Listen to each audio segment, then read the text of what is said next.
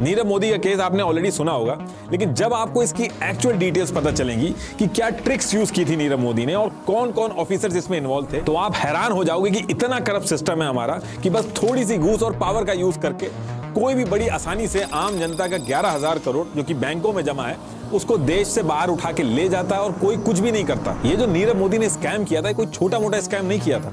इसके बाद गवर्नमेंट को इंडियन बैंक्स के रेगुलेशन तक चेंज करने पड़ गए थे, कई एम्प्लॉइज फायर करने पड़ गए थे। नीरव मोदी ने इस तरीके से घुटने पर ला दिया था गवर्नमेंट को कि इस स्कैम का नाम ही नीरव मोदी के ऊपर रखा गया और रातों रात नीरव मोदी दुनिया की करोड़पतियों की लिस्ट से निकल के दुनिया की मोस्ट वांटेड लिस्ट में आ गया था। तो देखिए, साल 2010 का टाइम था और इसी टाइम पे मुंबई के अंदर नीरव मोदी का एक स्टोर था, काला घोड़ा एक लोकेशन है वहां पे। उसी के पास में पीएनबी की ब्रेडी हाउस वाली ब्रांच थी। तो ये जो ब्रेडी हाउस वाली पीएनबी की ब्रांच थी, इसमें 31 मार्च 2010 को फॉरेन एक्सचेंज डिपार्टमेंट में एक नया डेप्यूटी मैनेजर आता है, गोकुलनाथ शेट्टी। इसकी पोस्टिंग होती है और इसी पर्टिकुलर टाइम पे एक क्लर्क था, मनोज खरत। तो नीरव मोदी के पास भी दुनिया भर से ऑर्डर आ रहे थे। तो इसके लिए नीरव मोदी ने गोकुलनाथ शेट्टी और मनोज खरत से बातचीत स्टार्ट की और फिर 2011 आते आते नीरव मोदी ने गोकुलनाथ शेट्टी को सेट कर लिया मतलब कि उससे साठगांठ कर ली। अब वो क्या साठगांठ करी वो भी आपको बताता हूं। नीरव मोदी गोकुलनाथ से कहता है कि देखो, मुझे लोन चाहिए और मेरी कंपनी से एलओयू की रिक्वेस्ट तुम्हारे पास आएगी, फिर उसके बाद तुम सिक्योरिटी मांगोगे। तो तुम्हें बस एक काम करना है कि जब एलओयू की रिक्वेस्ट आएगी तो उसको तुम बस अप्रूव कर देना, लेकिन उसके बदले जो सिक्योरिटी देनी होगी उतने अमाउंट की, वो मत लेना हमसे। तो ये जो नया मैनेजर आया था गोकुलनाथ शेट्टी, उसने उसको समझाया कि आप कैसी बात कर रहे हो, ये सारे रिकॉर्ड मेंटेन होते हैं सीबीएस के अंदर, ऑडिटिंग होती है, ये सारी चीजें पता चल जाएंगी।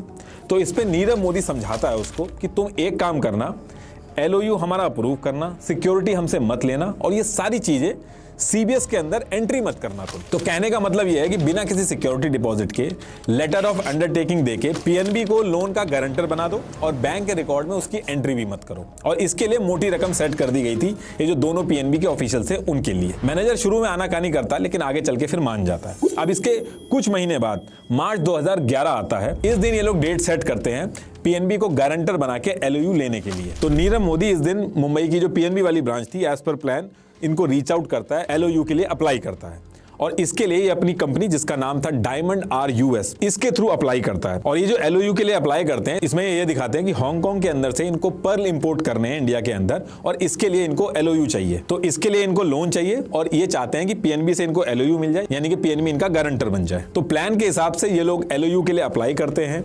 मैनेजर गोकुलनाथ शेट्टी और मनोज खरत बिना सिक्योरिटी के एलओयू अप्रूव कर देते हैं। फिर इसके बाद हांगकांग वाले पीएनबी के नॉस्ट्रो अकाउंट में लोन के पैसे आते हैं और पेमेंट हो जाती है। और ये सब होने के बाद जो बैंक का सीबीएस होता है उसके अंदर मैनेजर गोकुलनाथ शेट्टी एंट्री ही नहीं करते हैं। कहने का मतलब यह है कि अब अगर नीरव मोदी ये लोन नहीं देता है या ये पैसे नहीं लौटाता है तो पीएनबी को देना होगा और पीएनबी के पास सिक्योरिटी के नाम पे कुछ भी नहीं है। अब देखिए, आप सोच रहे होंगे कि चलो इसने बिजनेस करने के लिए लूप होल का फायदा उठाया होगा, बाद में इसकी कंपनी जब कमा लेगी तो ये पैसा वापस कर देगा। तो ऐसा नहीं था। नीरव मोदी ने डे 1 से ऐसा प्लान बनाया था कि उसको पीएनबी को पैसा देना ही नहीं था। उसका प्रिंसिपल अमाउंट तो छोड़ो, जो इंटरेस्ट होता था वो तक उसने नहीं दिया, वो भी तब जब उसकी कंपनी प्रॉफिट में थी। दूसरी चीज, एक तरफ तो ये बिना सिक्योरिटी के एलओयू अप्रूव करवा रहा था पीएनबी बैंक से, दूसरी तरफ ये सारा पैसा शेल कंपनी से घुमा के इंडिया से बाहर निकाल के ले गया। मैं कहना क्या चाह रहा हूं वो भी समझाता हूं आपको। अभी मैंने आपको पूरा प्रोसेस बताया था कि पीएनबी के मैनेजर को सेट करके डायमंड बिजनेस के लिए पैसे ले रहा था। इसके साथ साथ पैरेलल में कुछ चीजें और की इसने, जिससे इसको और फायदा हुआ। एक्चुअली नीरव मोदी ने देखा कि जब इसका एलओयू वाला जो सिस्टम था वो काम कर रहा है, तो इसने अपने फेक और लो क्वालिटी डायमंड का यूज करके ज्यादा अमाउंट दिखा के एलओयू लेना स्टार्ट कर दिया। एक्चुअली इसने किया क्या, इंडिया के बाहर हांगकांग, दुबई, ऐसे करके अलग अलग देश में 17 शेल कंपनीज खोली। ये 17 की 17 शेल कंपनीज जो थी, इनको नीरव मोदी मैनेज करता था। लेकिन इसके लिए इसने 8-8 हजार रुपए में डमी फेक डायरेक्टर्स बैठा दिए थे ताकि सबको लगे कि ये इसकी कंपनी नहीं है। और ये जानबूझ के कम पढ़े लिखे डायरेक्टर बनाता था ताकि जो गेम इन कंपनीज से होने वाला था वो उनको समझ में ही ना आए। तो एक्चुअली ये क्या करता था, जो लो क्वालिटी डायमंड्स होते थे जिनको कोई नहीं पूछता था और सस्ते होते थे, इनको इन्हीं फेक कंपनीज के थ्रू बिका हुआ दिखा के फेक एलओयू पास कराता था और जो पैसा था वो अपनी शेल कंपनीज में ले लेता था। जैसे मान लो कोई खराब क्वालिटी का डायमंड है, 1 लाख रुपए उसकी कीमत है, तो ये क्या करेगा, उस 1 लाख के डायमंड को अपनी ही शेल कंपनी के थ्रू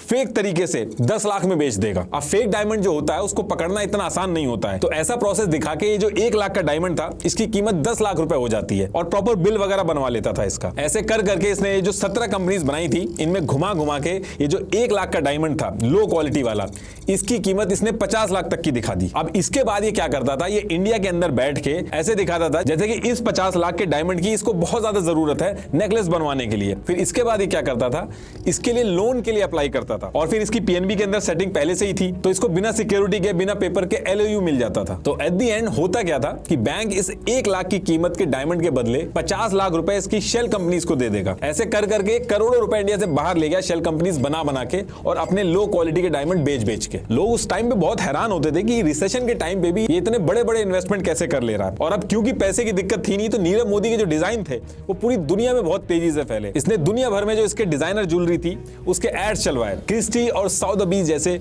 बहुत सारे वर्ल्ड वाइड ऑक्शंस में ये डिजाइन लोग करोड़ों में खरीदने लगे। पैसे की दिक्कत थी नहीं इसको, तो एक डायमंड जब चाहे, जैसे डायमंड चाहे वैसे मंगा लेता था। तो ये बहुत ही हाई एंड नेकलेस बना के ऑक्शंस भी करवाने लगा था। इसके बहुत सारे नेकलेस ऐसे थे जो दुनिया भर में बहुत फेमस हुए, जैसे रिवेयर ऑफ परफेक्शन नेकलेस था, वो 27 करोड़ रुपए का ऑक्शन में बिका था। ऐसे ही मोगोक रूबी सूट था, वो 105 करोड़ में ऑक्शन में बिका था। तो इसके बाद 2014 में इसने दिल्ली की डिफेंस कॉलोनी में अपना पहला स्टोर नीरव मोदी बुटीक नाम से ओपन किया। फिर मार्च 2015 में मुंबई के काला घोड़ा लोकेशन पे दूसरा स्टोर ओपन किया।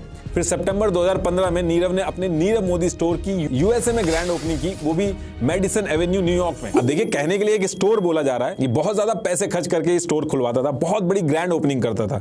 जैसे इसके यूएस वाले स्टोर की ओपनिंग में डोनाल्ड ट्रंप के बेटे डोनाल्ड ट्रंप जूनियर और उनकी वाइफ वेनिसा ट्रंप तक आए थे। इनके साथ साथ बॉलीवुड से लेकर Hollywood actress model Lisa Haydon, Naomi, Nimrat Kaur सब आए थे। इसने इतना पैसा कमा लिया था कि जब फोर्ब्स मैगजीन की रिचेस्ट लोगों की लिस्ट आई थी, इसमें ये इंडिया में 85th रैंक पे और पूरे वर्ल्ड के अंदर 1234th रैंक पर था, वो भी 1.73 अरब यूएस डॉलर की नेटवर्थ पे। इसकी जो सक्सेस थी उसके पीछे इंडिया के मिडिल क्लास लोगों के जोड़े हुए सरकारी बैंकों में जो पैसे थे वो थी, जहां बैंक एक आम आदमी की 1-2 EMI मिस होने पे भी रिकवरी एजेंट के नाम पे गुंडे भेज देता है। यहाँ पे कॉन्टिन्यूअसली 6-7 साल तक इंटरेस्ट तक का पैसा नहीं दिया गया था, उसके बाद भी किसी को हवा नहीं लगी। पीएनबी बैंक के जो एलओयू थे, इसके स्कैम के पैसे थे। इसने खूब सारे एड और कैंपेनिंग की, जिसमें इसने प्रियंका चोपड़ा को नीरव मोदी ब्रांड का ग्लोबल ब्रांड एम्बेसडर बनाया था। जिस हीरोइन को ये डिसाइड कर लेता था कि इससे एडवर्टीजमेंट कराना है अपने ब्रांड का, तो चाहे मार्केट फीस से डबल पैसा भी देना हो, उसके बाद भी ये करवाता था। ऐसे कर करके इसने बॉलीवुड से लेकर हॉलीवुड तक